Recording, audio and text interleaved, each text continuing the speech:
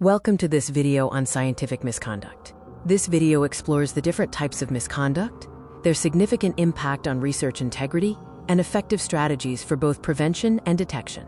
Scientific misconduct involves intentional deviations from established ethical and methodological norms.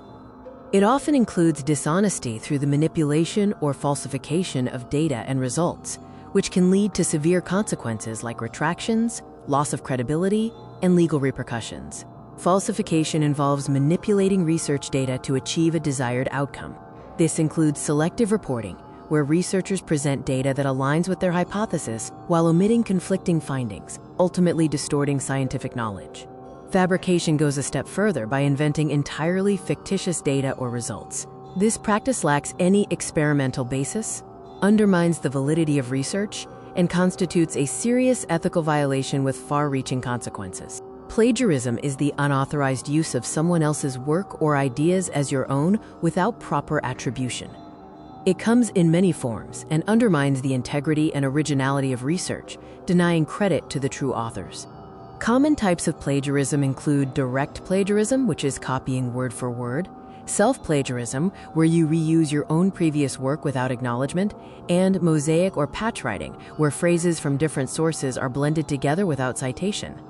Other forms include paraphrasing plagiarism, where ideas are too closely imitated without credit, accidental plagiarism due to poor citation skills, source-based plagiarism involving fabricated citations, and global plagiarism, where an entire work is submitted as one's own. The impact of scientific misconduct is profound. It severely damages the reputations of individuals and institutions, erodes public trust in science, and delays progress by diverting critical resources away from legitimate research. Preventing misconduct requires a combination of comprehensive ethics training, strong mentorship programs to guide young researchers, and the implementation of clear institutional policies that define expectations and consequences.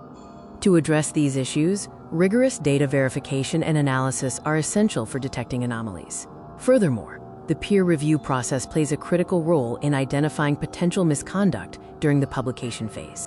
Fostering a culture of integrity depends on open communication, where ethical concerns can be discussed safely, clear accountability for research practices, and the consistent promotion of honesty and transparency. Consider the case of a graduate student who, under deadline pressure, used uncredited material in their thesis.